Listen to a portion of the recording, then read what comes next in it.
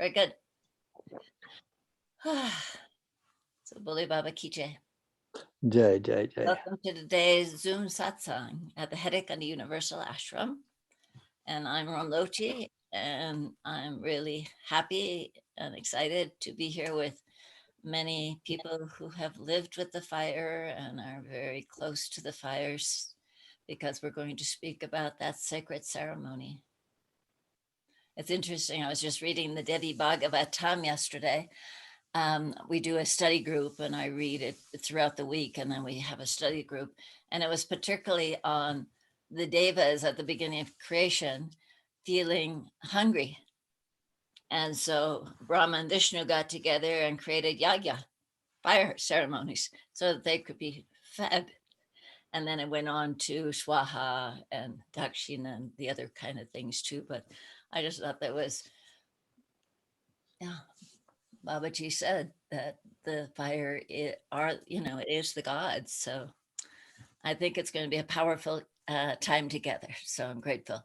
So I just want to introduce Pujari, who's here often from Russia, our co-facilitator. And we have Karku and Jumna from Thailand, and their screen says John Stewart. Hiraman from Bellingham, Washington, back again. J.D. Marston, also known as Ramdas from Thailand, and Nansing from Australia, and Raghuveer from Australia, from Thailand. So thank you all for being here. And Wow, thank you. yeah, really special time. Does somebody have a story that they would like to begin with, or a few words to begin us?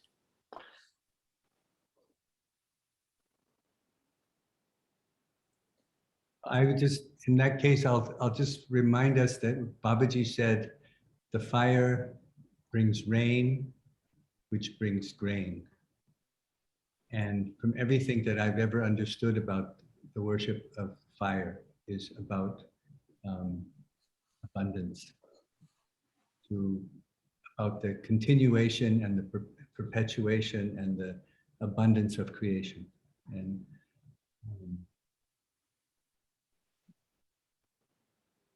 I think that was, and Babaji did it. He did the fire every morning, every day. And of course, during the Navaratris, we did the big yagyas and on any special occasions. So Babaji made the fire very central to how we learn to worship, how we learn to develop our faith and our bhakti was through devotion to the fire. Yeah, and he also said, like, all creation comes from fire. So the fire and is like the black mass, or the wet mass. It got warm, and out of that all creation seems to have come. And also, like Babaji himself was the fire for us. He was that intense fire. And like he also said, if you stay too far, you don't get the heat, and if you come too close, you will burn yourself. So he could relate to his own presence as fire.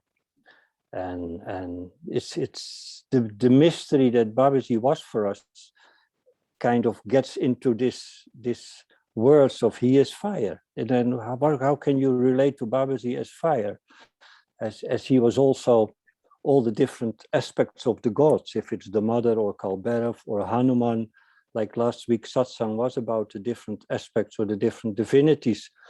But Babaji had all these divinities come through him or play through him in such a natural way. And it was a constant fire ceremony to be around Babaji.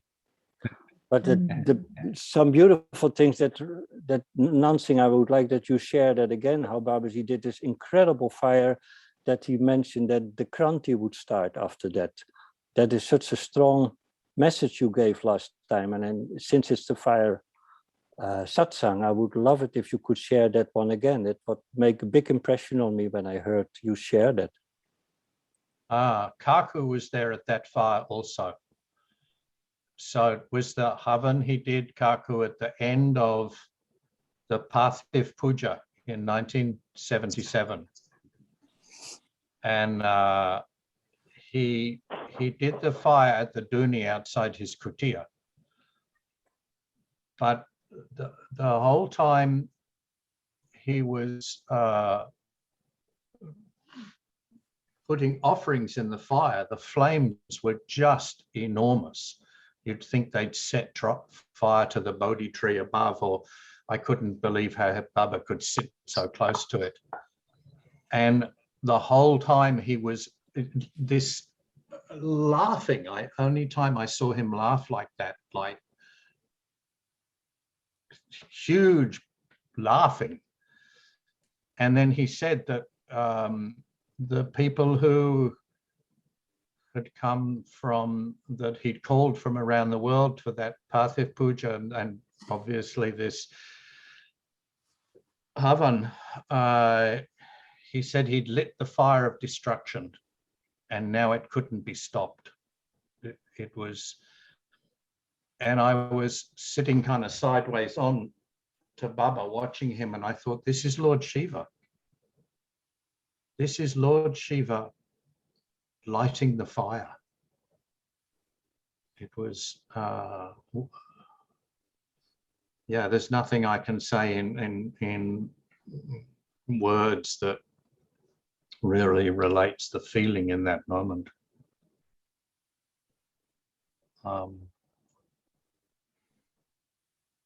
Yeah, Muli Baba Ki Jai. Kaku, do you want to?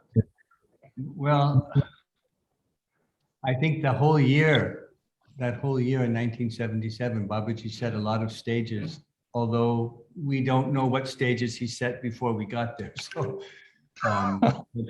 but I remember so well that Partik Puja was life transformational. If you remember all the buildings that we had built on the Gufa side were washed away just before the Partik Puja. And a month or so before the Partik Puja. And then we had built the first wall, which is now the walkway that you walk to the Duni when you go to the bottom of the stairs. And each day we made all the Shiva lingams and we did all the puja. And I remember, because it was all so new, I'd been in India just for a few months and all of this was so new, but we had to go and find the right clay, and then we had to count the 124,000 grains of rice that couldn't be cracked and had to be whole. And then we had all the pieces and everything together. And then each day we made these yantras out of Shiva lingams. And then we did all the pujas, the chandan, the kumkum, the akshatam, the bale patra, the flowers, all the prayers and the mantras and the artis, and then at the end of each day, carry them down to the bottom of the stairs and put them on and that was the first rock wall that we built. And on the last day after that fire ceremony, and I remember very powerfully that Babaji made these very strong statements about what was coming.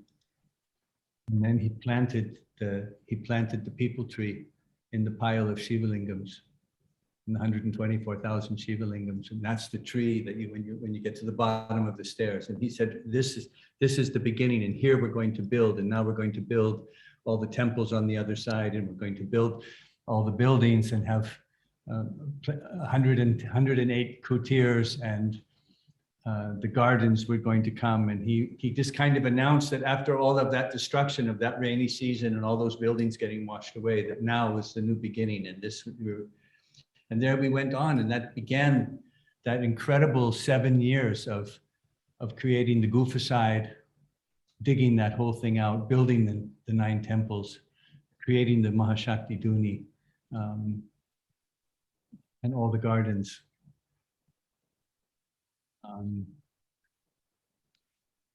And all throughout that year, Babaji just kept talking about he would move these big rocks that were in the garden up near the temple, these big round rocks that were like stepping stones. He would slide them and move them and said, now I've released the energies.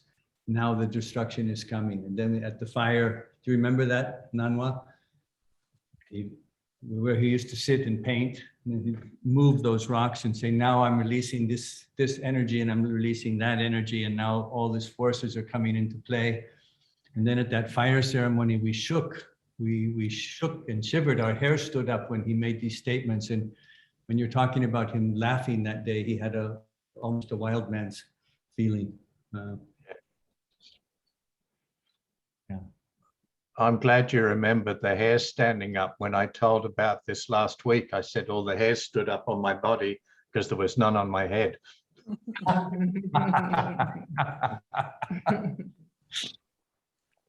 That's why we did the Partik Puja, so that your hair would grow again.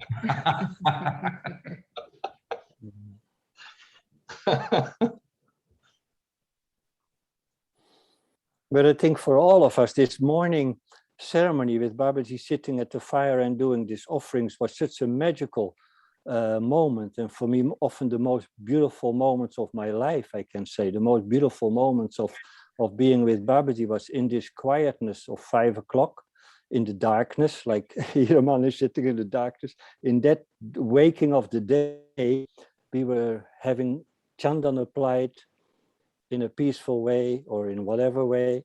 And then we would sit around that little fire, and that was so precious, so magical to make contact with, you could feel Babaji is connected with the universe. I didn't understand that well in the beginning, but you could slowly almost feel and sense that his connection is so huge on that moment. If he relates to that little fire and the whole universe, we felt the whole Haidakhandi was waking up, the water was flowing, the birds start to sing. Such a deep peace and quietness also in us as devotees around, that the mind couldn't move anymore. You were just lifted to another dimension as far as we could go. And Babaji was just in such a graciousness doing these offerings to whatever is possible in the universe. But that were the most beautiful moments actually of my presence, of being with Babaji. That was so precious. And I'm sure there are more of us that can share some stories around that early morning Sattvic moment. No, it's the same for many people. The morning is the Sattvic time. And then after that, after 9 o'clock, the Raja starts to move. We start to become active, move rocks, make gardens, build temples. In the evening, we relax and go again to a tamasic state. And then, but the morning, the Sattvic time, it was so precious. And in the West, we often overlook that. We start to work immediately. That's, I think, the biggest mistake, or one of the biggest things the West can learn from India. The mornings are so beautiful if we use that sattvic energy, that peaceful energy, to relate to the universe, to ourselves, to our deepest peaceful place in ourselves. That's the early mornings are meant for that. And we often deny ourselves this possibility. Luckily, I don't. Muniraji was so stable in sadhana. He put me strongly on that road, and many of us are. So every morning I do my little fire. I have this quiet time, have a walk. This is so important to recharge ourselves, to be on our own. In quiet time. But this early mornings with Babaji, that was referring to, they were so magical for me. I couldn't get enough of that. And still, it's the most precious moments I had with Baba, that were the early mornings.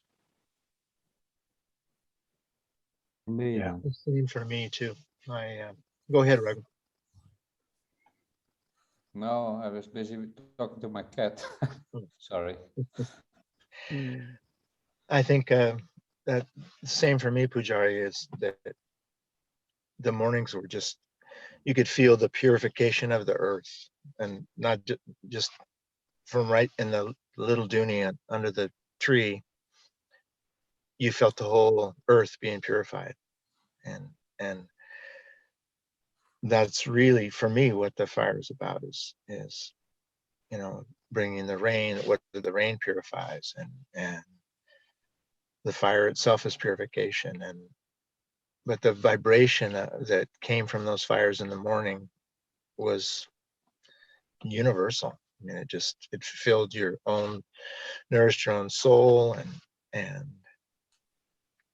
just filled us with, I think for me, it filled me with kind of the duty for the rest of my life.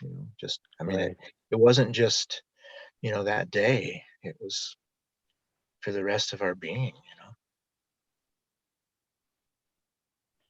I think Baba was also in such a particular state on that moment, and it was so quiet there. It was such a, the fire itself was also the transforming power, not only wood turning into ashes, but somehow transforming everything. Yeah, I found in those moments, and often hearing the sound of the river below and the first light coming and the fire, I felt like I'd stepped out of time. It felt like been there forever. That there was no time anymore.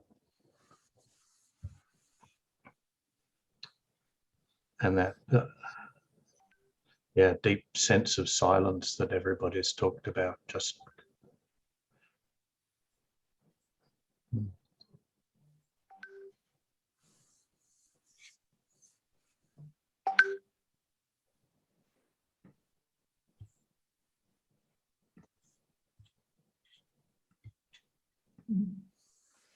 I've heard many people, speak about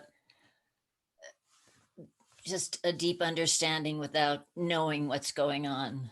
And certainly that was my experience, because I didn't know anything that was going on when I went there in 81. I didn't know anything about India or the tradition, or I remember sitting with Babaji outside of his room when I first arrived in Haidakhandi. For some reason it was him and me, and they brought a cup of tea or juice or milk to Babaji to drink, and he drank some and he handed it to me, and I just took it and I drank right out of the glass and handed it right back to him, like we would do in the West. That's how I didn't know anything. And of course Babaji just loved it, because he knew I didn't know anything. I wasn't being rude, I was being polite and in the US to offer him some back. Anyways, but when I sat at that fire, I can still remember, it's like, first there was an overwhelm of how, why, how do I deserve, which is a funny word, but it was true. How did I get to sit here in this huge event that's going on right now? And I could see as Baba would offer quietly, and he'd look down the river, he'd look up the mountains, up to the tree, the sky, everywhere, that, like you were all saying, he was affecting the whole universe. And I was amazed that I was there in that moment. And like you said, it also just, time stopped. And I can tell you, time stops for me every morning when we do our fire here too. It's like, it's a great gift, because I can certainly be wrapped up in so much going on. And once that fire begins, it's like time stops, and it's a much bigger picture than my little mind often carries around, of finances and newsletters and who's doing what and buildings that need painting and blah, blah, blah. It's like, what a grace, what a blessing. Doing one every day, I feel is so important. I think it's one of the important parts, that and the arti, of course, the most important part of this ashram, for sure. So grateful that I had those moments with Babaji.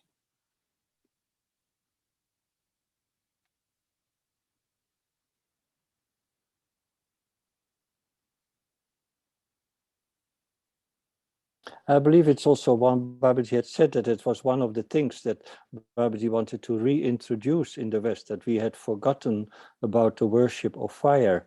We do rituals in the West, but we forgot about the ritual of fire. So this is definitely coming back through Babaji's start of this, because he had the fire going on every day. But also Muniraji carried it along very strongly. I remember being on tour with Muniraji, with Karku and Raghu, and we were on 33 days of tour. and there were 30 havans done. So we were often digging a havan kund and preparing everything. I remember we slept 3-4 hours in a night, and we were full of energy on those tours. But we had everywhere, fire ritual was like the number one thing that had to be done. Every place, new place where we came. And so it is, I see it has been a very important message to the world for purification, that this fire ritual gets reinstalled. And we all know that the well-being we feel just to sit around a normal fire. But like Ramdos, you said, everything drops away. You become nobody and nothing again, and you can start fresh again. The day starts brand new. After the fire ritual, it has that kind of effect also for me. Whatever happens, it's gone, it's new, something new gets born out of the fire. The ashram in Holland went through incredible fire, completely gone in a half a night, and had to be built something new. Hiraman went through an incredible fire ritual to everything destroyed, and something new gets done. And also how Baba installed the Mahashakti Duni and made the fire yogis. I think JD is one of them who spent a lot of time serving the fire and relating to the fire. I would like to hear from him how his experiences with the fire are, to get him involved in his relation to the fire. JD, any words on on your experiences with what the fire did for you in your life?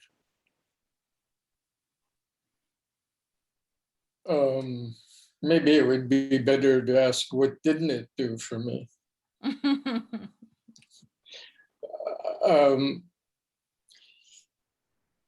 When I was a kid, I don't know why, I had a series of experiences, starting when I was 5 years old, that involved things like fire. And I would go and there was, where my parents lived, there was it used to be an old farm. And the houses were built around a central area, which was just left wild. And I found a cave in there as a little kid. For some reason, I used to go and just sit in that cave and build a fire. I had a candle and some matches and some gum stashed in there just in case. And it was just this thing to do. There was no thought about it. It was just something that happened. And camping through the years and hiking on the Appalachian Trail in North America. I don't know if you've ever heard of it, but it's very, very long through the mountains. And just being in nature for me was really just an indescribable experience. And when Babaji started the Duni, I was pretty much like that little kid all over again. It was, oh, I want to do it. And he said, okay, do it. And I'll never forget, the first, there were two buildings. One was very simple and traditional, with a grass roof and just open windows, and the wind blew right through it and so forth. And of course, it was my job to take care of it. And I ended up sleeping there every night. And I'll never forget the first night when the first langurs came in to get the fruit that was for the puja the next morning. That was quite exciting. I almost got my head ripped off by a monkey that evening. But what was really striking for me was something I had read in studies of the pre-Vedic people about the fire ceremony, and that the thought was that in the beginning, when life was created, it took small pieces of itself and threw them into space. And wherever one of those pieces landed, a form of life sprang up. And it was the pre-Vedic people who were very in tune with that. And they felt that it was their duty to say thank you for all of creation by offering their food back to it, the deity, so that it would be replenished and the cycle kept going. It was very simple, very basic, but to me, it always just felt absolutely right. So there were many nights, especially in the Duni, where different things happened, and they were either in meditation or with eyes wide open. But the one that was really the most astonishing for me was after the Duni had been rebuilt. It was, the new building was literally built around the old building. And then we tore all the walls down from the inside with the kind of a thing, and this concrete had been built up around it. And there was this initiatory fire that Babaji gave. And about halfway through the Havan, the flames kept getting bigger and bigger and bigger. And all of a sudden, Babaji got some water and just put the whole thing out. And there's just an explosion of smoke. And he had me running around doing stuff. He was doing some kind of teaching. And anyway, he called for a break in the Havan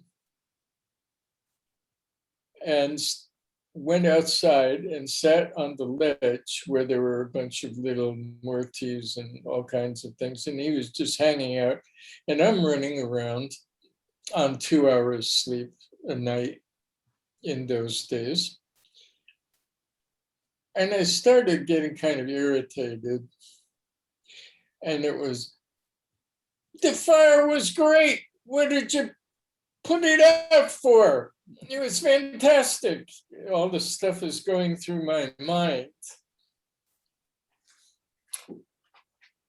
You know, imagine this. He's sitting on that little ledge up underneath the rock on the mountainside.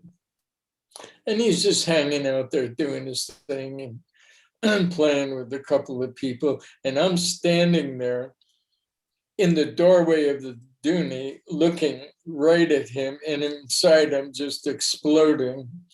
Wow, what is that? What? It was great. What?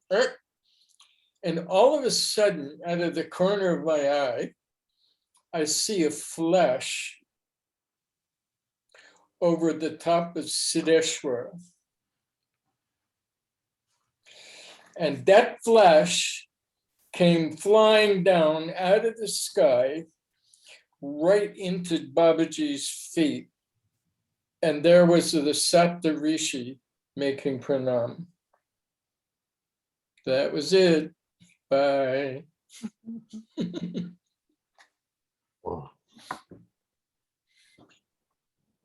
Had me convinced.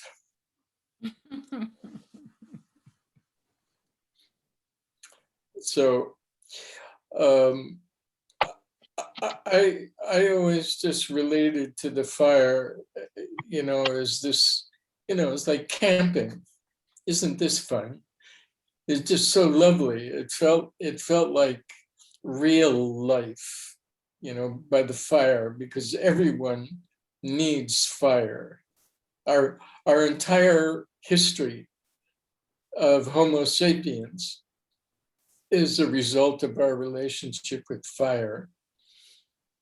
And to discover, going to India, that there was this special fire was, for me, just incredible. And so that's what I enjoyed about being in Haidakhandi the most, other than, of course, Babaji, but that opportunity to be with fire. Thank you, JD. Right, Baba. Thank you, Baba. Ask a question, Ramdas. Avanish wants to ask a question. So a few months ago, I was rereading I'm Harmony by Radhesham. And in Yes. there is a experience of Ramdas. And first of all, I suppose Ramdas, yes, you, JD Marston, you are Ramdas? Yes. Yeah. Every once in a while. I was originally thinking Richard Alpert, mistaking for you for Ramdas, but I love the experience that's described there, the 8-arm, 8-sided dhuni, and you were doing arti, and the Divine Mother came out, and you had a vision. So I was wondering if you would, if you don't mind, to talk about that experience. That was me? In the book, it says Ramdas. So the Radhesham's book, I'm Harmony. Mm. You're the Okay. only Ramdas in our family, JD. Sorry? I think you're the only Ramdas in our family, JD. Okay.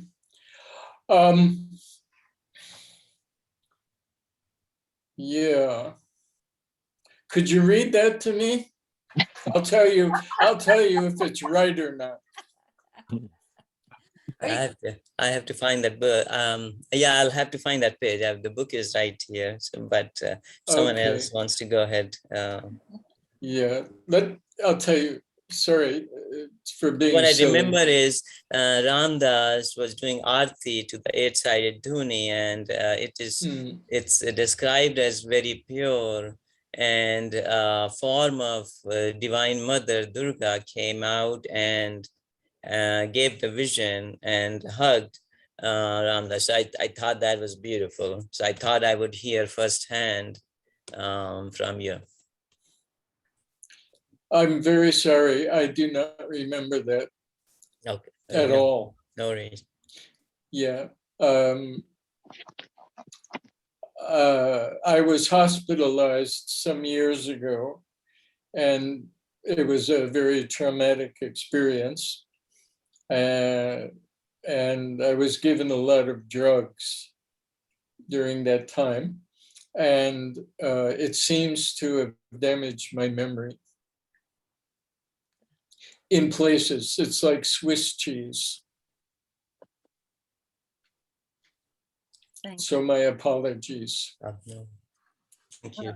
And gratitude Yep. to Radhesham for writing I Am Harmony with those stories, and gratitude that you're here now sharing what you can remember, and other people too. People are passing Right. away, and actually Yeah. I did want to take some time, sometime when we're all together, to remember Mahendri Debbie, who just passed away yesterday night. And so Who? Mahendri, Mahendri Debbie from Holland originally. Oh, really?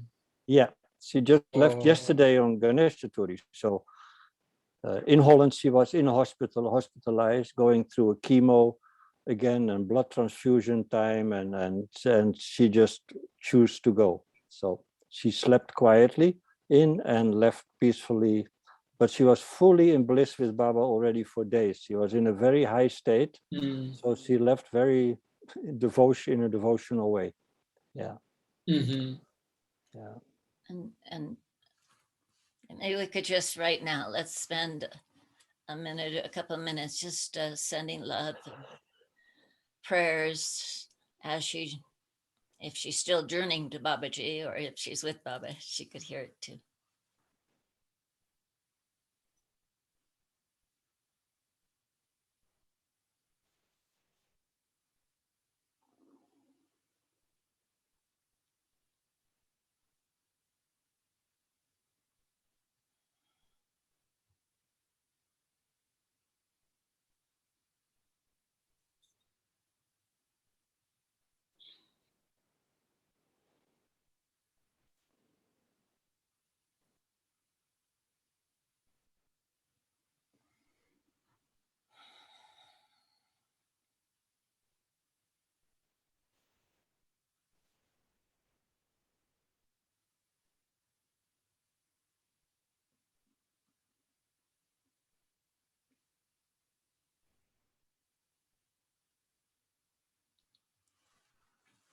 Bole Baba Ki Jai.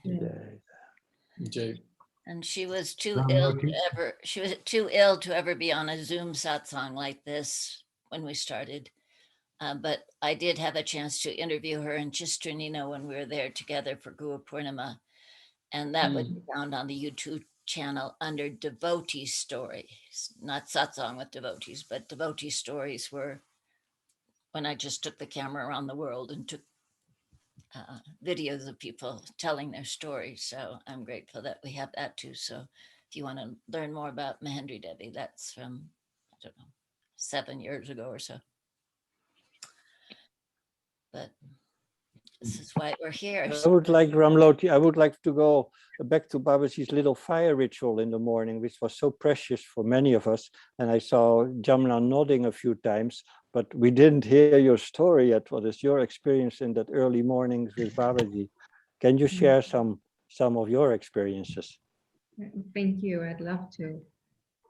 I think just remembering it as it was brought up, brought it back so vividly. It really put me in a state of complete quietude and really activating that for me.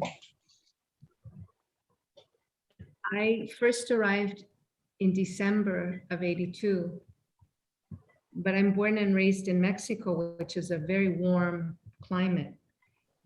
And I did not have the right clothes to be up in Haidakhandi in December, mid to late December. But from the first day I arrived, I was told that I had to ask permission to begin the morning rituals. I was informed what I had to do, and I asked permission, got permission, and woke up and immediately felt in the darkness and in the quietude, it was before electricity, I could feel that sattvic energy it was thick, it was palpable. It was like you could touch it. That in Haidakhandi, with Babaji's presence,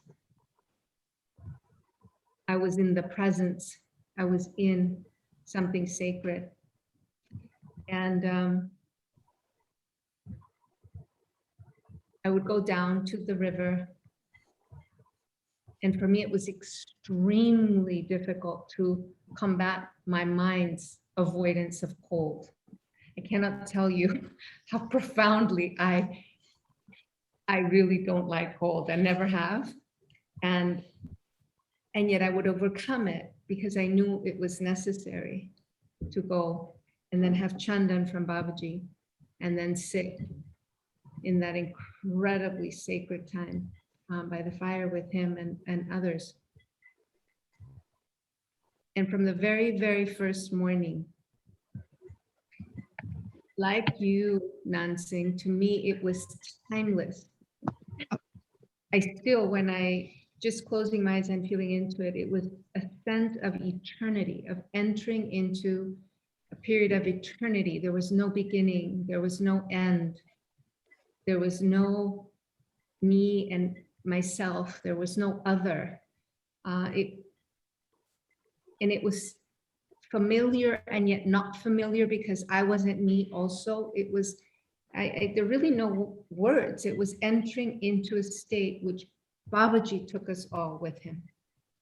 And I remember occasionally, rarely, I would open my eyes and I would look and glance, and he always had an expression that was in communion with something other than the mundane, other than how we experience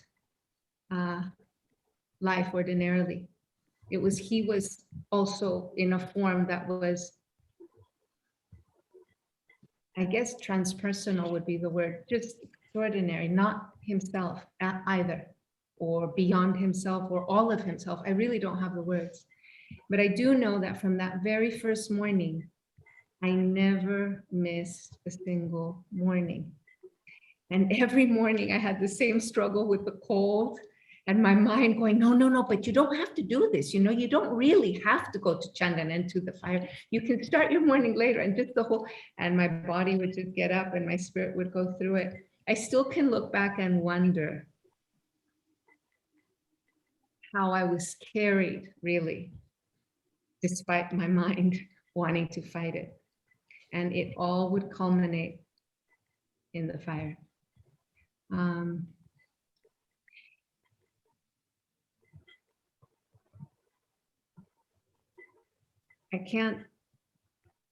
It was a sense of fullness and emptiness, simultaneous, expansion. I really, sattvic, I think, is what you use, Pujari, as the word, but it's like, I didn't know the word. I still don't know the words. But for sure, for me, it was the most sacred time of every day. And I you know, never missed it. You can't say the most sacred. I mean, every moment was sacred with Baba, so, but it was extremely special. And it remains so. I watch at Kamalaya how guests that have no knowledge whatsoever of Babaji, when we periodically have, we don't have a lot of heavens at Kamalaya proper, we have a few. And we announce it to the team, and we announce it to the island, and we announce it to guests, of course, and to witness the impact that it has, even though people don't really know anything about the tradition, about Babaji, about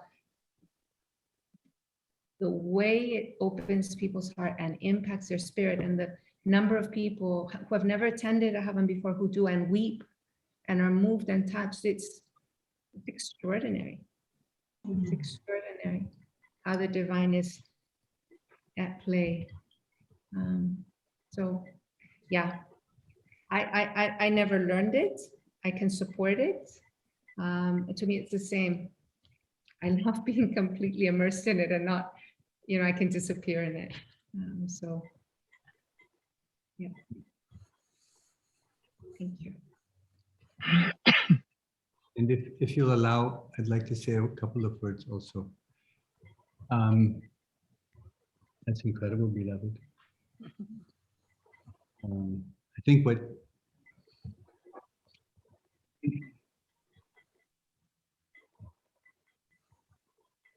when Babaji taught me, for a short while, Babaji had taught me to do the Havan at the Duni in Haidakhandi. And there's a few funny stories around it, but I'd like to share with you what he said to me. We were in the Duni, And Babaji was teaching me some of the mantras for doing the Havan. But he said to me, the most important thing is when you sit down, is that you don't want to do anything for yourself personally, but you always want to think about all the people. So he used to say, Jai Vishva, think about the universe. Say your prayers for everyone. Say your prayers to benefit everyone. He said, but when you sit at the fire, but in a way he was saying when you sit to do prayers, but it was specifically in that moment when you sit at the fire, that you call Babaji, Bole Baba Himalaya se ao.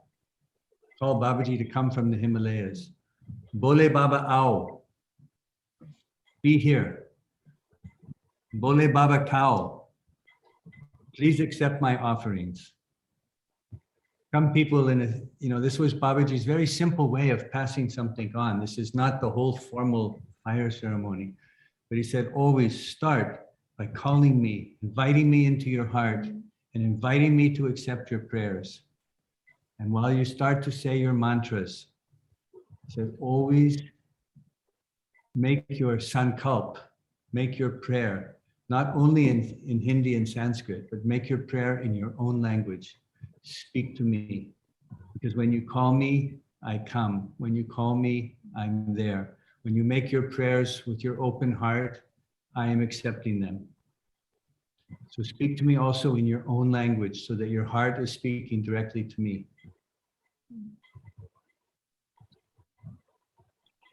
And I think that space that we go into when we sit with Babaji, all those wonderful mornings that we could sit with Babaji for his fire ceremony, or whenever we're with Baba, when we were with Muniraji, is we go into something that's like a wordless place. We go into the big room.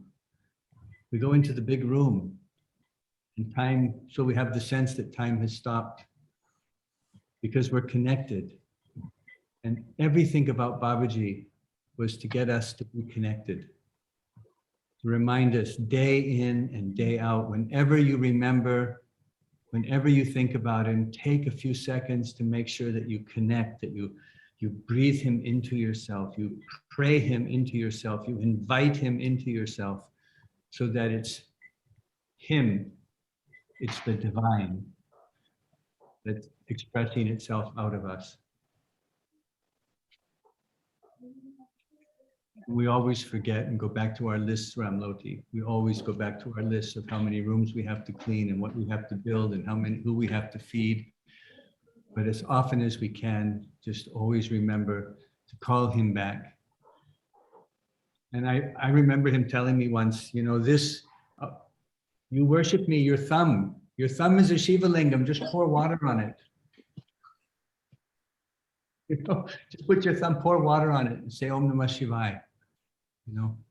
And I think the real Havan, the real fire is our every moment prayers, whether we're sitting with the fire or just remembering that the divine is the reason we're alive.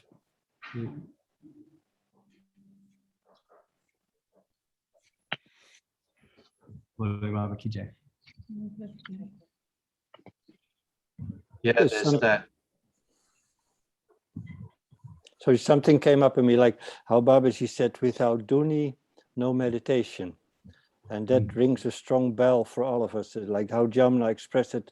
Babaji, when he was doing the ceremony, his energy or his concentration or it was like he became the whole universe. He was worshipping the whole universe. It's fathomless. I cannot also not find words of the expression of Baba. We would see a tree and hear birds and hear a river and feel quiet, but we could see that Babaji was connecting with something beyond our capacity to connect with.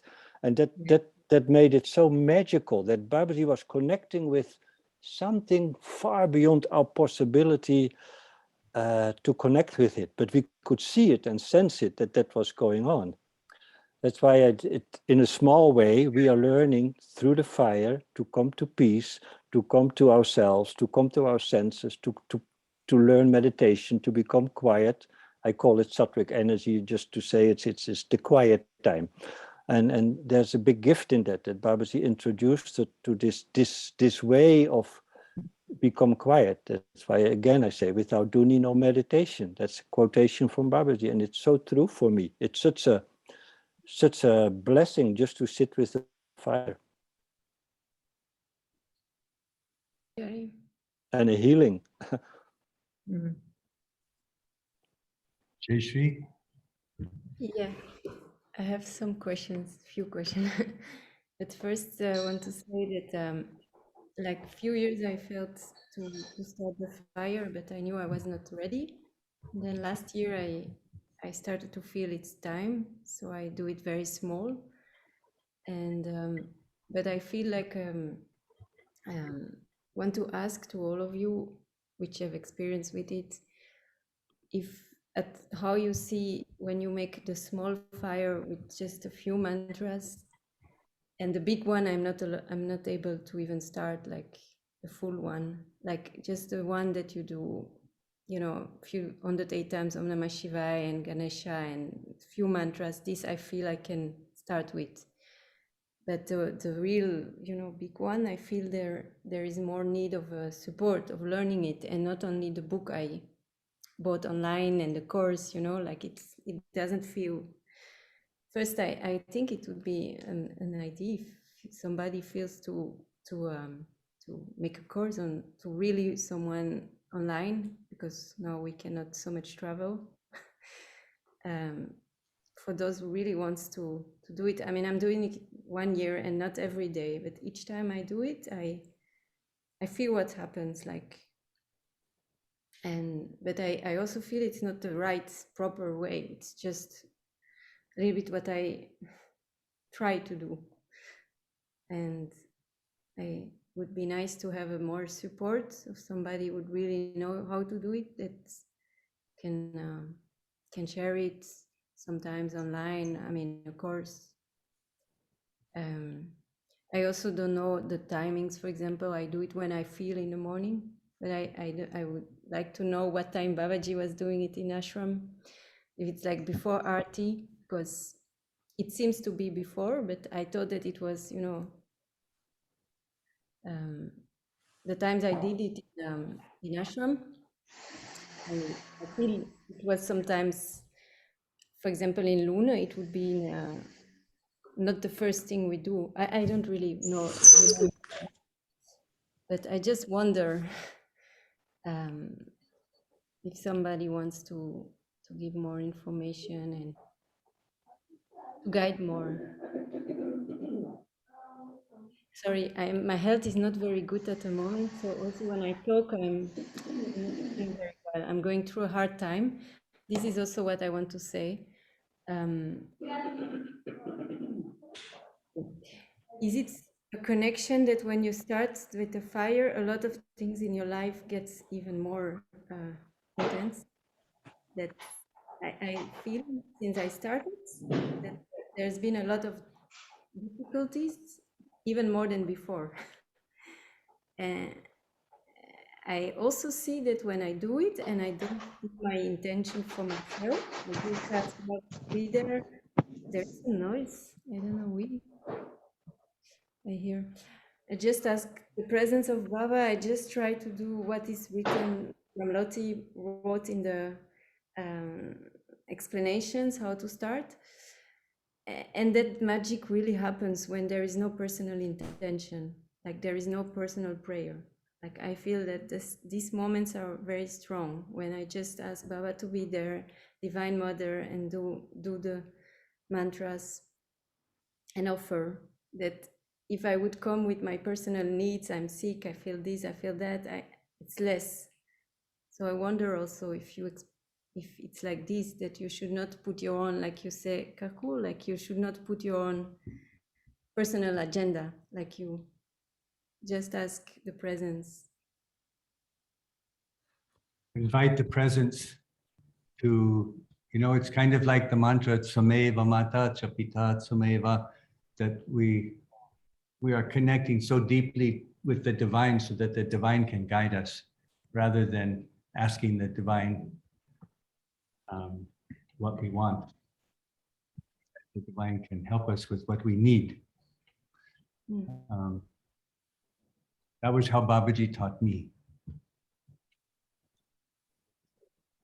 Jayashree, I could probably share a story that might feel kind of amplify what you're talking about your heart and what's important. Like, We don't see you. Yeah, Hiraman, you can put your Hiraman, camera his camera on if possible. Your camera is turned off. Is that better? There we go. Yeah, that's better. Yeah, thank you. Yeah. Go ahead. Now, Hiraman, you're muted. There we Perfect. go. All right, we're all here. I'm all here. Yeah, sound and light show. I think that, we've all touched on how our hearts are just so open to Baba in these moments, and it's definitely a ritual, and I understand, that we could make it more clear for people to learn how to do it. And at the same time, it's all about the heart and just being there. I know that I had kind of a similar question when Babaji sent me to build a temple. I wanted to do the fire ceremony every day, and I asked him after the morning fire. We were still sitting at the fire, and he said, yes, you should do it every day. And then in my mind, I didn't, which happens so many times with Babaji. In my mind, I just asked the question, and I was asking, well, how should I do this? And Babaji reached into the fire and literally grabbed some in his hand and reached out and put it right in my heart. And he said, you are the fire. And so the rituals are, the forms of the rituals are extremely important and everything. But the most important thing is that you are doing it from your heart. And it does transform our lives, Purification isn't always the easiest thing that we'll go through, but it's important. Yeah. I've heard that from many people about my pronunciation, which I brought to Sastriji. And I said, Sastriji, how can I do this? I'm the worst in foreign language that you can imagine. And he said, I'll take responsibility for you, Ramloti. And I've heard from many, pundits and sastris and different people come to the ashram, and I'm always petrified. But they do, they feel the love, and that's why, Jayashree, you were talking about simple mantras. The simple mantras, Om Namah Shivaya, these are very beautiful. And we started that way. I think JD and Loknath and I started teaching at the ashram years ago. And we chose just simple mantras that people knew. So you wouldn't get caught up in, am I pronouncing them right? Am I not? But so you could just focus in on the connection in your heart. And so I don't think worrying about the, am I saying enough mantras? Am I doing it all right? It's really sinking into your heart and praying to Babaji. And I love what you said. Come, Babaji, come, Baba, come. There's a particular mantra that invites him to be with you and everything. But that's even more beautiful, Karku, what I heard you say. And I was going to say also that after the fire ceremonies, I'm often exhausted. So Jayashree, to answer, it's for me, it's huge. Sort of reminds me, particularly when we were with Babaji, the stories I read before I went to India, masters of the East, I can't remember that, and Shangri-La and all these different autobiography of a yogi. I imagine it's felt like sitting there with Babaji with this group of devotees up in the Himalayas when we were sitting there. And so it's powerful. And like I said, often I'm just like, whoa, and I need a little quiet time to come back to life. So yeah, I remember that. And a little bit I want to add to Jayasree's question about the timing. And because there is the morning ritual, the morning fire, and Babaji was pretty much straight that he was around 5 o'clock. Definitely there is some discipline involved, even although Babaji did that it looked like there was no effort in his discipline anymore. But for us, and if I see how Muniraj has been training many of us, there is some effort necessary to get into some discipline. Can be very helpful. But there's a difference in the early morning, like the 5 o'clock, 6 o'clock early morning Havan, what I believe are doing. And there's the bigger, like a celebration kind of Havan, which you do with more people and you celebrate, or you offer with 10 or 20 or 30 people. That is more a thanksgiving, like offering to the divine, like Ramdas was explaining and describing the thankfulness of the universe gives everything to us, and we just offer it back to the universe, this connection of connection and thankfulness. And that's a bigger celebration that happened also in Haidakhandi. And those Havans were often later in the day, often before midday, like often latest, like they would start 11:30 latest. And that's more the celebration. And I also have the same experience as Ramloti. My first ceremonies with Babaji, those later ones, I could be exhausted. I needed to sleep for 2 hours. It was so overwhelming what happened also on these big Havans. The small ones were mostly nurturing and healing, but the bigger ones could be very overwhelming also for me in the first year. I needed rest a few hours. The intensity of what happened there, I can say. But that's, as you was asking about the morning, or is there a time for the ritual?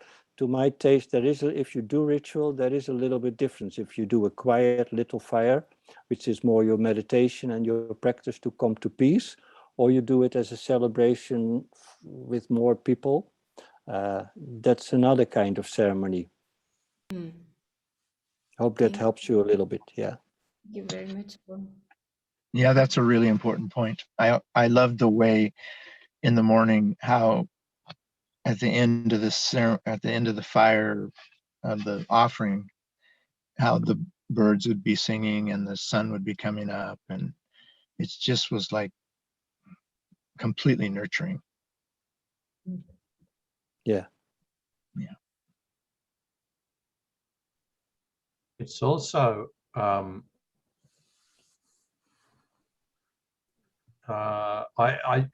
I started meditating in 1976, and I've had some sort of practice going on and off ever since. And I don't know any other practice that takes you in so deeply, so quickly as the fire. And often when I sit at the fire in the morning, I suddenly realize I've come to the end. It's just been so present.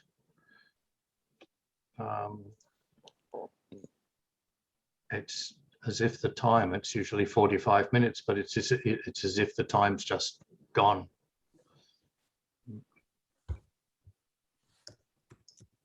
That's beautiful, Nanwa. I think it's so true and so powerful. It's so true. It's so, because I think, gosh, I don't want to try to explain it, but I think at least one of the parts is that so many parts of ourselves are involved in doing the fire ceremony. You know, take all of us. And then we really go deep.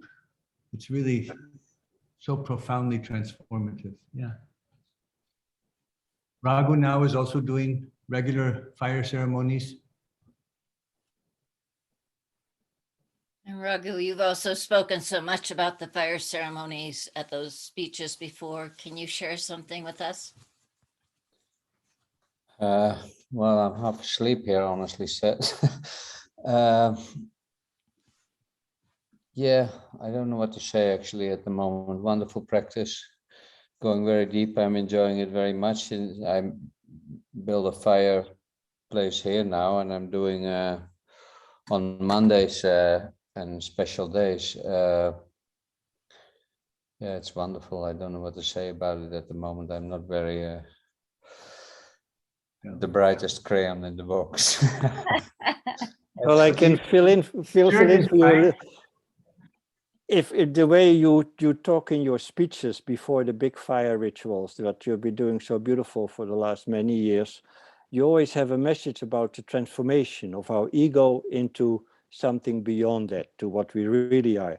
It's always in those messages you point to that transformation and you sometimes even can point it personally or located for a group of people. You have a very good nose of what transformation is possible for the people participating in the fire ritual, in the Haidakhandi Sangha or the Haidakhandi that are there. So I deeply acknowledge that you have that gift to say something about the transformation, because you don't get stuck on the ritual. It's the underlying energy of Navaratri that after all these years I tap into very well, of course, that I can explain something of what's really happening, what I go through myself every Navaratri. And I know that everybody in his own way is going through, but some of it is similar for everybody, and more or less. And so I that comes up in these speeches, these things. And of course, the fire, when you look at it, our offerings in the wood is transforming, but there's a lot more transforming, and everybody who's present can feel that. I mean, and everybody does that in his own way. Some people are offering their problems and other people are offering their joy. That is all a different perception of how to go through it. But yeah, it's a wonderful practice. Yes, Raghu. At the moment I'm harvesting, so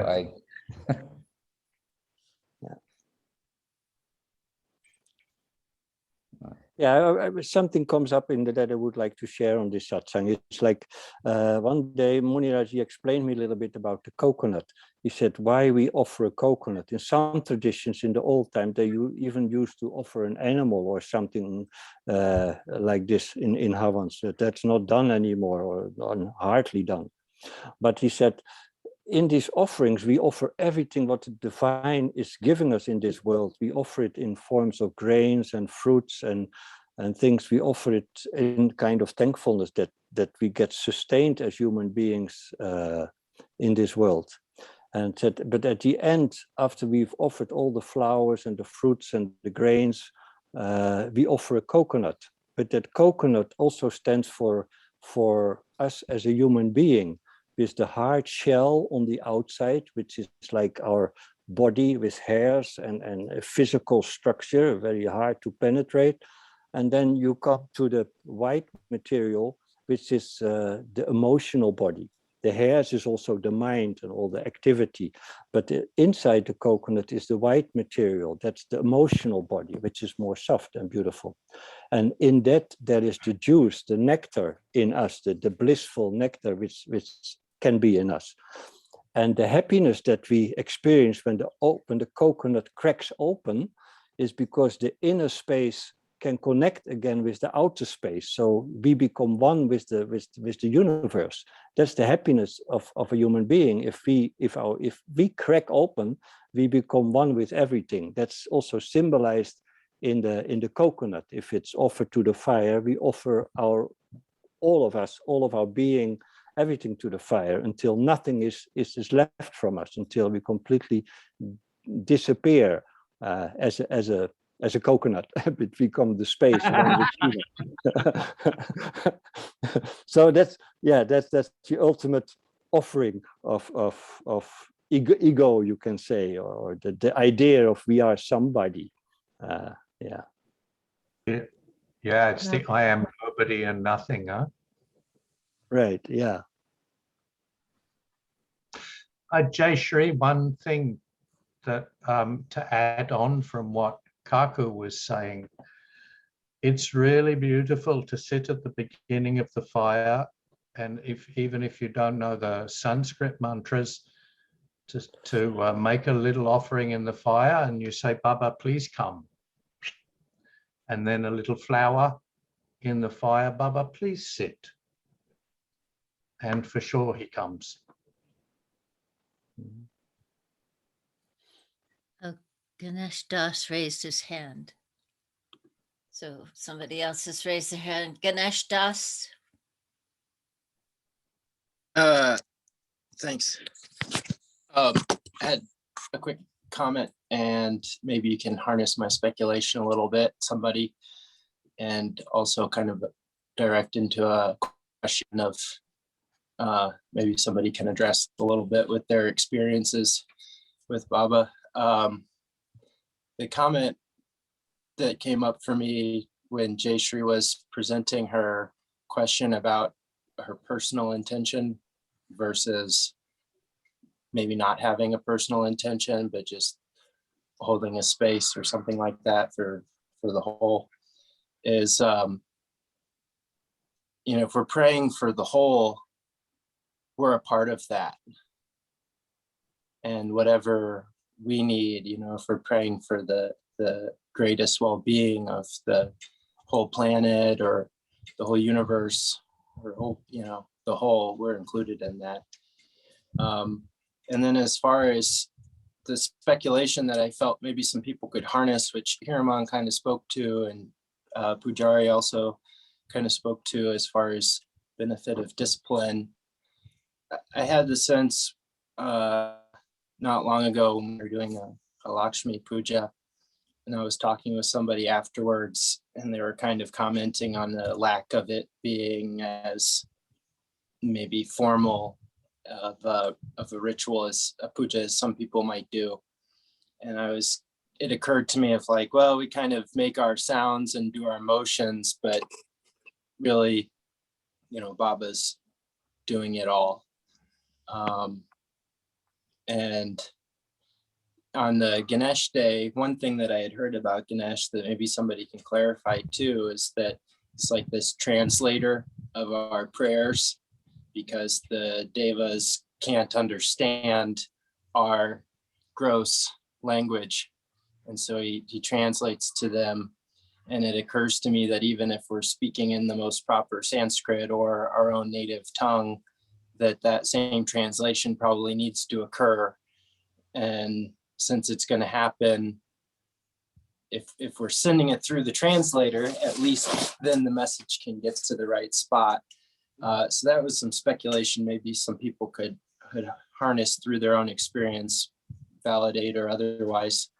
And the question that I had about people's experience with Baba with the fire was related to any times you may have had, kind of related to where Pujari was speaking of the coconut bursting, the experience where maybe you were performing some seva to the Duni or participating and felt more the sense of Baba were taking over or working through you.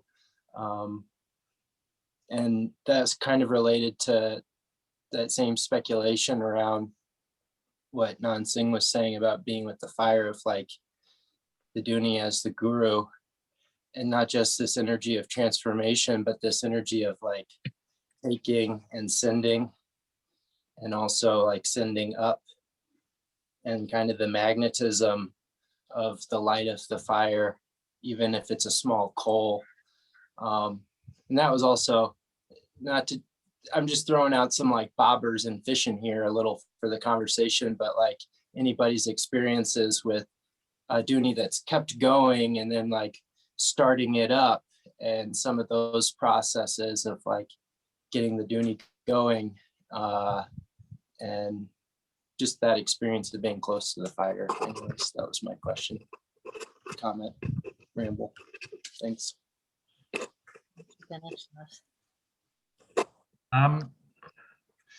I just there were so many things in there, Ganesh. A lot of questions. Just the one about the Devis and Devas hearing us. It really needs no translation. When we really feel the divine in our heart, when we come to the realization that there is no separation whatsoever, even if it's just in fleeting moments. There's no mistake that we're heard by the divine. It's the divine in us is connected to the divine without. The only barrier between the two is the mind. So never fear, your prayers are always heard. All our prayers, they're always heard. Yeah, Bole Mama Ki Jai.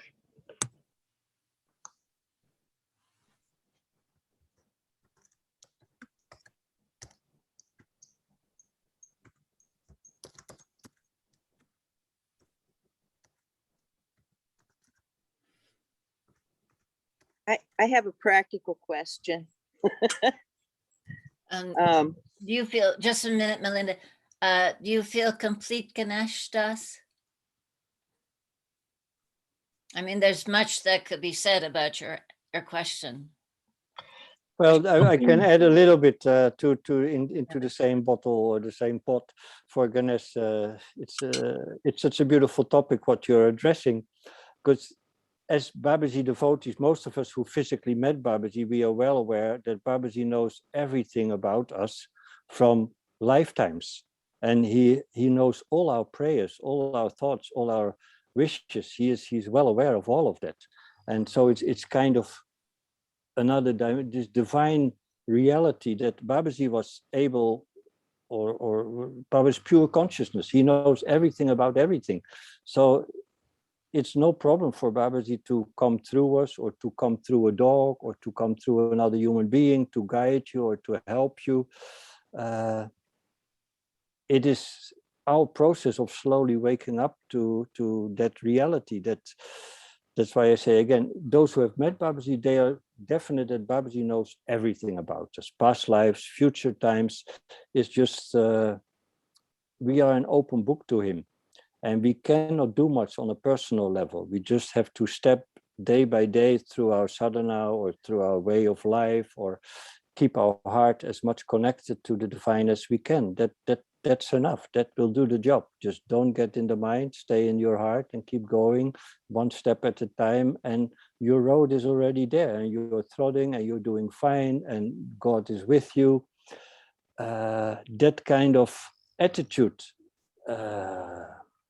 we are all developing, and we are all looking for and developing and walking. And it's for you the same as for me, as for Nansing, as for Hiraman. It's somewhere in the heart, it's already clear that we and the divine, or there is not a me and the divine, there is only the divine. What we are seeing on the screen is one divine play, and it looks like different gods and goddesses. You called Ganesh, and another might be Kalbhairav, another is Krishna, and we're all these divine actors in the play, slowly evaporating until only the heart is left, and we have no sense of identity at all anymore. But until that moment, we have to deal with a Pujari and a Ganesh, and we still believe, some part of me still believes I'm a somebody. And until that part goes, I will have to struggle with it.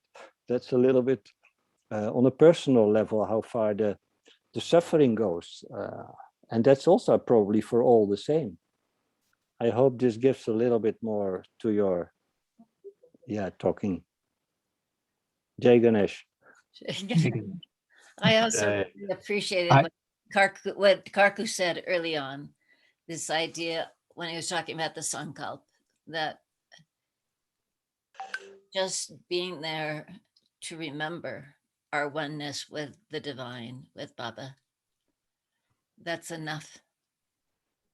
Because then, rather than saying, well, I want a new house and a new girlfriend and a new this, and Baba sees it all. And if we're connected, then we can take whatever steps are appropriate with Baba's guidance, rather than us trying to write the script of this universal drama.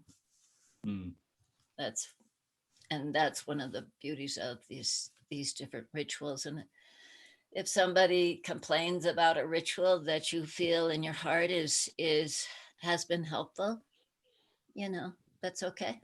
They can do what they want. But if it feels in your heart, it's okay. Mm. People always have their vision of how it should be. The most important thing is, am I connected to Baba, to the divine? So I ask for what it's worth. And, Go and ahead. we are all connected because underlying everything, we are all utterly loved. Every being is loved in that divine sense, utterly, utterly loved beyond our imagination. Nice, thank you. Okay, can we move on now to Melinda? Hi, Melinda, it's so nice to see you. Melinda does a fire very often. And I was hoping you would speak up. Which is my question. And thank you, Nick, for your question. That was very wonderful responses to all of that. So my question is more practical. I spent years at the ashram, going back and forth from my home in Missouri, making the preparations for the big fire ceremony, and learning which elements get offered with which mantras and all of that sort of thing. And so I have a little temple at my home with a Haidakhandi, and but I find that the obstacle that in my mind that I have to getting up in the morning and doing the fire every day is thinking that I have to have all of that laid out. I have to have all of those elements. Everything has to be perfect. Everything should be perfect. And then that becomes an obstacle because, it's early morning and there's other things. And so my question is, to those of you that do it every day, what do you bring to an early morning fire? I mean, I can't imagine that everybody is mixing up chandan and counting out grains of rice and all of that before they go out to their fire. That's my question.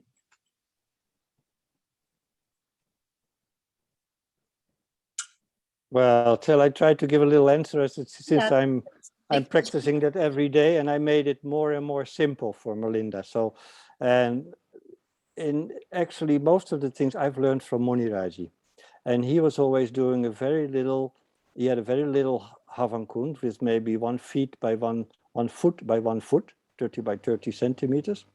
And he used some cow dung to start a little fire. And that's traditional cow shit, which is dried, and he used that instead of wood. And he made it also very simple with a little ghee and a little samagri. He had his many murtis and things also. So he had chandan and prasad, everything just around available, because he used to play there for at least 2 hours to 3 hours a day, and doing also the mantras and the sapsati there. But what he told me is that you can do it very simple, Pujari. Just you need your little wood, your little fire, and you need ghee. This is the most simple thing that you can do it with. So, because it's the intention is most important, and that it, especially in the early morning, that you come to peace. Like you say, you don't want to make it a difficult hassle, and that your mind is active. I need this, I want this, I got that. Then it is not helpful at all. Then you better keep quiet, light an incense, and sit quietly. But I enjoy to sit with a little fire every morning, and it takes me 10 minutes to prepare, just to lip the duni, to clean the space, and to get my wood. I warm up a little ghee. I have a bucket of samagri, which I have used very little of, and I don't make chandan every day. I use vibhuti as chandan, and that's how I get going. I make a little bunch, half an apple or 1 apple. Half the apple goes to the temple, the other half apple goes into the Haidakhandi for Hanuman and as prasad, and I have a lota of water. That is very important. You have your water, your ghee, your wood, a little prasad, and it takes me not more than 10 minutes to prepare. And then I sit quietly, and I can do the ritual can take 50 minutes or half hour, depend how much time I want to spend. And then I sit for meditation. And that works for me very perfectly. And that's the smallest thing. And even if you look at Babaji, he would sit at this beautiful fire just with some ghee and some samagri and a coconut. That was all very, very, let's say, not very, it wasn't a big effort to prepare it. Mostly it was Mansingh who was making the fire, put the logs in and light the fire. And Babaji would come, and it was just a plate of samagri, some ghee and a coconut. Very, very simple. There was not even a puja done at the end. I don't do a puja to the fire at the end. I do a little puja to my altar when I do the puja. Otherwise, I just do it in one time. And when I'm doing it to the altar, I also do it to the Havan Kund. But I don't do every day. If I only do the Havan, I don't do an arti to the Havan Kund every day. I hope you understand what I try to convey. Just keep it really simple. You also said, no, if you don't have anything, you offer an incense and you keep quiet, or you offer some water to Shiva, or you offer a leaf, or you offer a flower. Those are the things you can offer. If you have all 5 of them, then you can offer all 5, but just one of them is enough, if it's water or whatever I mentioned. So I want to really help you out. It has to help us to come to peace in our heart. Otherwise, it becomes really dysfunctional, and we become fanatics in the wrong way. Or, yeah. Mm-hmm. It seems like I remember Muniraji in his old house, he had the tiniest little Havan Kund, if I remember correctly. You know, it was a little copper one before he had the beautiful one at his newer house. Am I correct? Do you remember that? And that was no, it was not. It was not a copper one. It was a stone one, but it was the outside measurement was like 30 by 30 centimeters, 1 foot by 1 foot outside. Yeah. Burning cow dung. Yeah, burning cow dung. Very small. We can burn wood here. Yeah. Although we do get cow dung sometimes. Yeah. Does that help, Melinda? Yes, thank you. This is just kind of funny. Let me share this.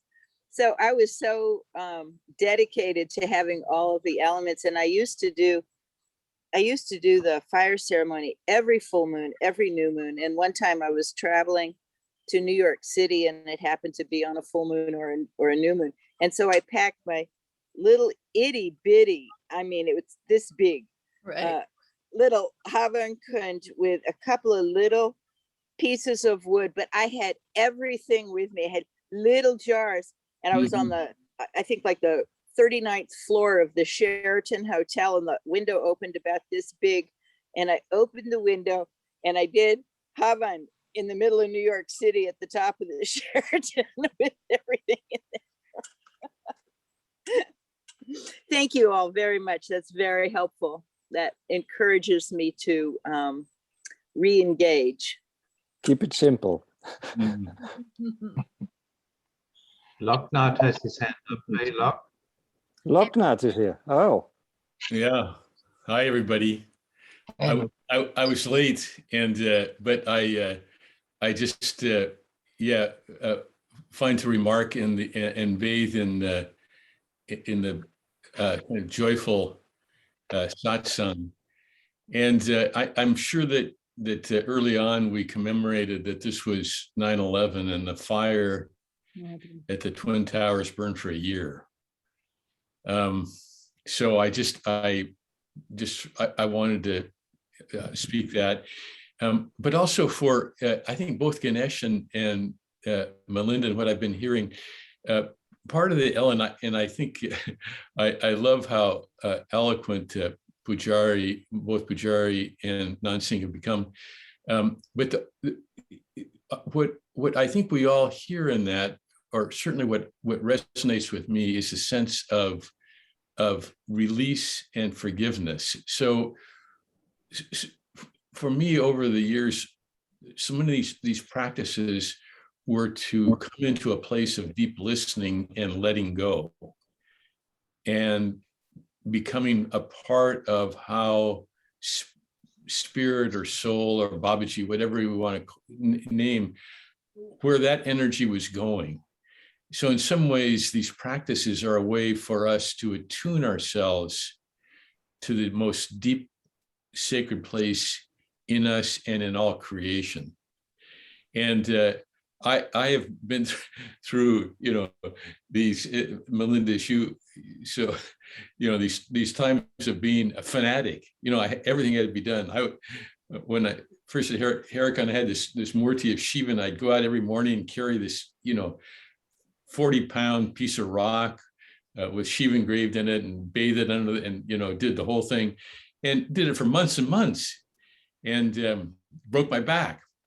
So, but in the end, I think that there's something so lovely about receiving these wherever we are, and doing them with a sense of participating in the sacred. But at the end of the day, for me, there is this sense of release into. And I mean, some people would call it forgiveness, of letting go and coming into the moment, and arriving in life from the practice in the moment, listening and participating, not trying to manipulate or come with the heart of it has to be done this way. So, Bodhi Baba Ki Jai, wonderful to hear everybody and to see these very familiar faces. And yeah, thanks. Thanks. And Karku and Jumna send their love. They had to go. They just recently got back to Thailand. I'm sure they're confused on their timing too. I would want to just ask those of you that were initiated by Babaji in the Duni as Duni Babas, do you recall any, what was that like?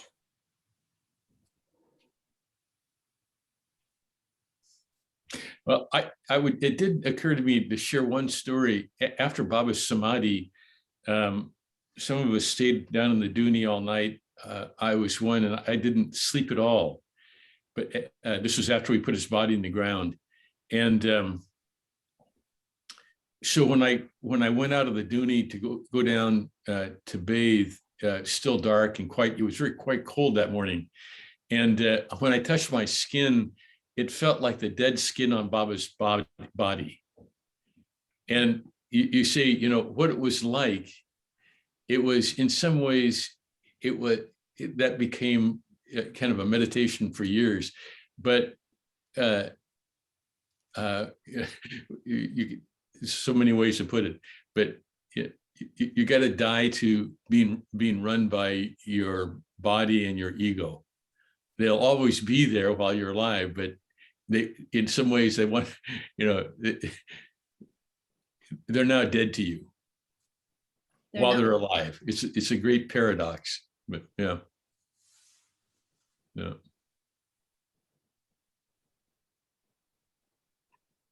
So you say what it was like. It was so. I mean, another way to put it is that it was so inclusive and wanted to be so, or the encouragement was to integrate all of this in bodily. Not have it in your head, but have it in your heart, in your gut, in your whole being. You don't just show up with part of it. You do it's like the whole thing. Yeah. I don't know if that's helpful, but stories. Well, that's what I sort of gleaned that, and I never experienced any like big official, initiations and all this kind of thing, and that it was always simple. Just in Baba's style, And people come here and they go, well, who are the swamis and who are this and who are this? I just say, we're just karma yogis doing the best we can. And that's sort of Baba's, that's what I gleaned from it all. But I don't know if others who actually had some of those initiations, perhaps a guru mantra, you know. Maybe that's best Babaji's magic, that we are like a universal family. And this is more important than any role you play. He didn't make many shastris or special pujaris. No, we are all just brothers and sisters. And I see the fire, also the fire ritual and the bigger havans, they serve a beautiful purpose of how we gather together around that fire. And we feel the transformation after that, after a havan in the ashram, in Sadasivadam, Holland, I speak about, but I think it's for many places the same. After a havan, the energy is completely changed. There is a kind of happiness and balance, a renewed balance between the people, and a happiness that is like magical, what happens after a fire ritual. So I see the healing effect of a fire is incredible also in the ashram. And I'm sure that's the same in America as has been in Hawaii, just what it does to a group of people to sit around the fire together and do that ritual is an incredible healing, and it's focus for us to keep moving on as a family. And at the same time, it's quite addictive, because many people, they come for the havan. They come even to the early morning havan on Monday morning in Holland. People like to come for that because it's such a beautiful event. But the bigger, we have once a month, the bigger havans, also people come for that. And now the Navaratri is coming up. And people, of course, it's always they sign up. We will be quite full house to celebrate the 9-day havans and the 9-day yajnas, the 9-day celebration. It will be a very special moment, healing moment for people. So just want to word that a little bit, how the healing effect of what Babaji gave us as a toolbox around the fire, also the Navaratri was one of the most important parts, were this little and the bigger fires, to gather around that together, how that heals also the family and the people participating. It's such a beautiful gift what Baba gave us. I really loved Hiraman's explanation of when he asked Babaji what he should be doing for the fire ceremony, and he takes them and puts it in a piece of coal and puts it up to his heart.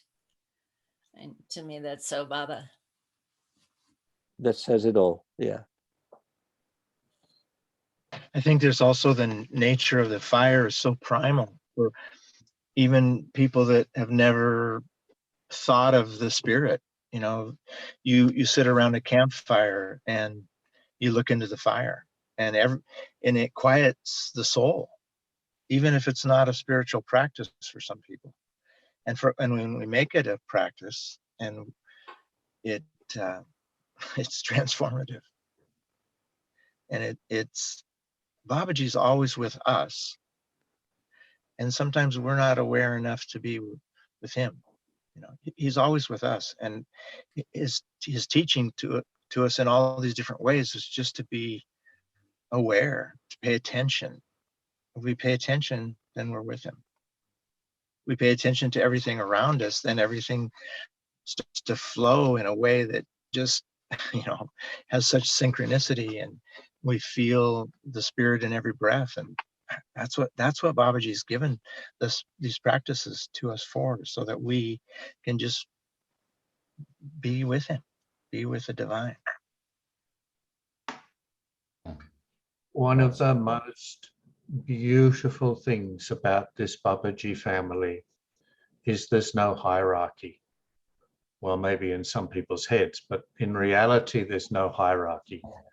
So whether you came to the realization that you were part of this family 40 years ago or 40 minutes ago, we're all equal, all completely equal. And like Pujari says, we're just brothers and, no, not just, we're brothers and sisters. Well, in reality, we're brothers and sisters with every other being. All right.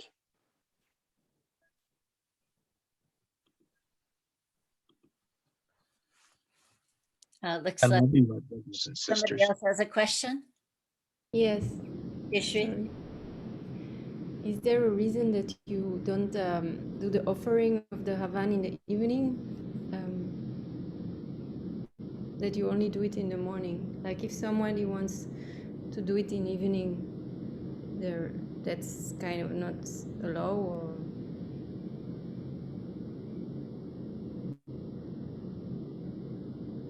or? Or 12 o'clock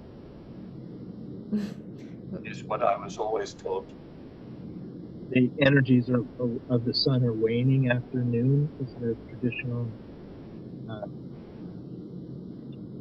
reason, I guess. So you should never do it, I mean, you should never do it after 11 in the morning. Preferably when the sun comes up, during the sunrise, when it goes from night to day.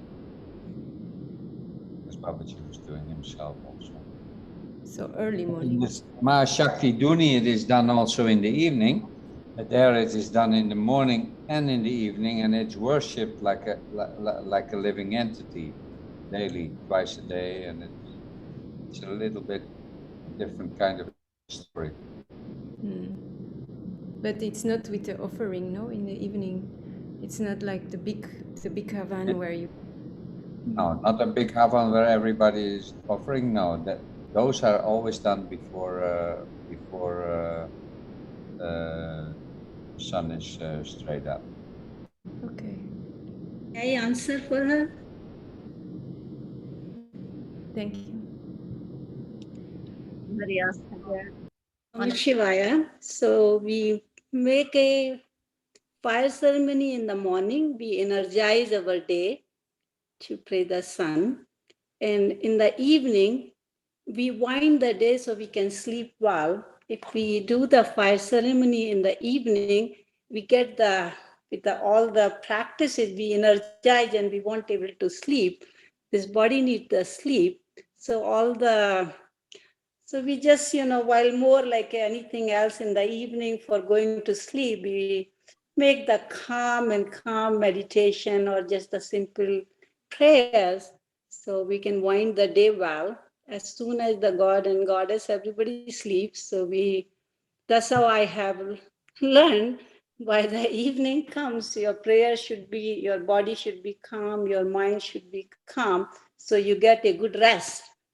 And this is very simple, not any spiritual answer, but this is the very, for yogis who likes to, energize in the evening and they practice whole night. They are in the different form to do that practice. For a normal human being, we need to wind the day with a simple practice that calms down and we can sleep well and get ready for the next day. And also, just like Pujari was saying, the more sattvic energy is in the morning time. And then the more diverse energy starts happening as we get toward noontime. So the morning is much clearer to do, whether the big havan or the small one. And definitely the very early is very quiet time. Beautiful. Thanks, Ash. Good to see you. Also, J3, you're supposed to do a Havan with an empty stomach. If you do it in the evening, it's a little bit...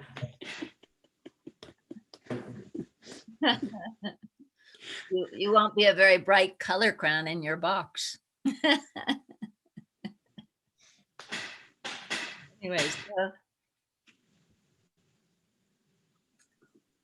for me, this has been wonderful. Is there anybody else that might have a question or a comment before we ask Mr. Pujari to close with a beautiful bhajan? It's so lovely to see everybody on the... I loved Gayatri last week.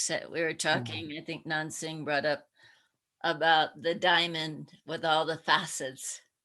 And Gayatri said, looking out to the full gallery view here, is like seeing all the facets of the diamond. So it's lovely to be with all of us together again. And next week will be Uday Chatterley and Sanjeev Sharna. and sharing some of their experiences. And so all are invited. And just like today, everyone's always invited to share, because that's the beauty of satsang. If somebody starts talking about something that stirs my heart and reminds, you know, just like Lok, you shared that beautiful experience of the night after Babaji's samadhi, after you put him into the ground, and how you felt your skin like his. There's always things that come up amongst us that we can all share. So don't feel like if it's two people sharing, it's not open to everybody to share and add wisdom as well. So does anybody have a comment or anything before we do a little chanting? And my preference would be that we all mute and sing our hearts out. But everybody has, except for Pujari, you keep it unmuted. But everybody has preferences, and I don't need to have my preference. Let me Go ahead. Somebody want to say something? let's see how joy. I want to share how joyfully Babaji is taking care of his fireplace, and how effortless. Oh, Yeah. thank you. That's beautiful. I didn't quite hear what you said. Oh, how beautiful Babaji joyfully could take care of his Havan or his Havankund in Hirakan. Did you hear that? Oh, I'm now seeing the picture. Okay. Yes, nice. Beautiful. Can I ask something, Ramlodi? Sure. I just want to ask, when the fire, like if you have to go somewhere, is there a best way to put the fire out? Is there a respectful way to put the fire out in the fire haven? That's anything like that? Generally, you let it go out on its own. Yeah. I've done many tours around the country, and we had a copper Havankund, and we had to get in the car and travel 5 hours to our next stop. And like, what are we going to do? But what we did then is that we were fortunate to find a tree. And because it was a little copper Havankund, we'd put the ashes, you know, in the coals, and ask the person of the house to make sure the tree didn't catch on fire, or something, a safe place, and put it in the ground. That's what we did. Yeah. Perhaps there's a time. Oh, I know. One time we were doing one in Treasure Island, Florida, on the Melinda, you can relate to this, a big penthouse there of Sharda and Jeffrey Collard's. And we're up on the 5th story doing one on their balcony overlooking a main street. And all of a sudden, up the back emergency stairs comes these fire department, all dressed in their boots, and come out, and then they've got their hoses spraying their Havankund. And Sharda will be on in a few weeks when we do it on Sastraji, but she's so great. She said, please, could you take off your shoes? To the firemen who have got these big boots on. And so anyway, so all things happen.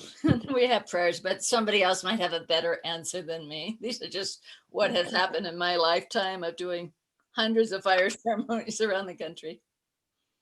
Thank you. Anybody else?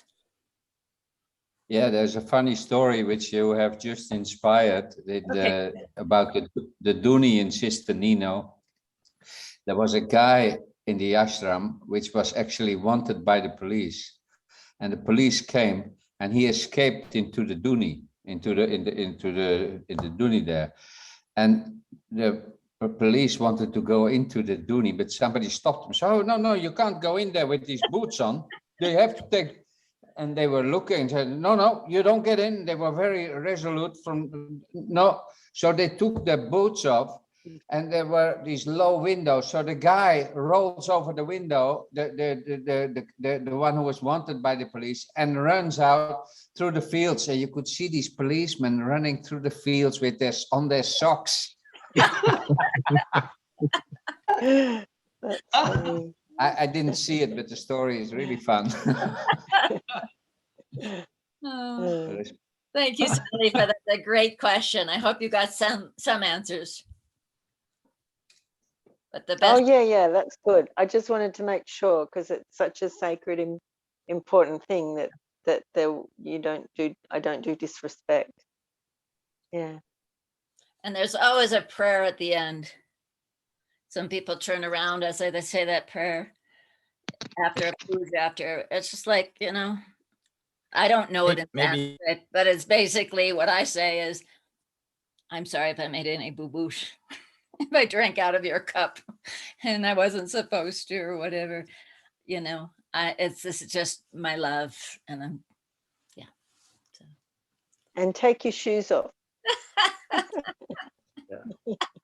I love that. I have to tell Sharda that one, Raghu. Anyway, so unless we're going to go back to gallery view, and unless there's any other questions, we're going to sing along with our Pujari. Thank you, Pooh. And we'll see you next week at the same time, same place. Okay. Hey, Baba ki jai. Ki jai. Om Shiva Shiva Shiva Shambho. Shiva Shiva Shiva Shambho. Shiva Shiva Shiva Shambho. Shiva Shiva Shiva Shambho.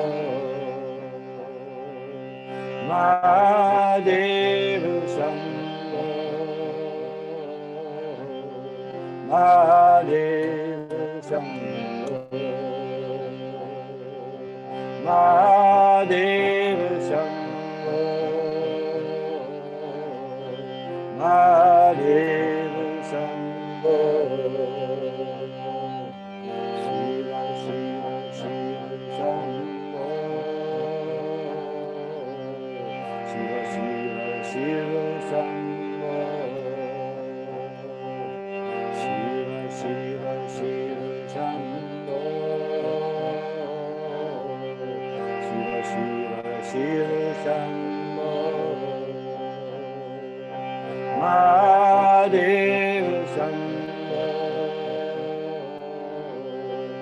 Mahadeva Shambho.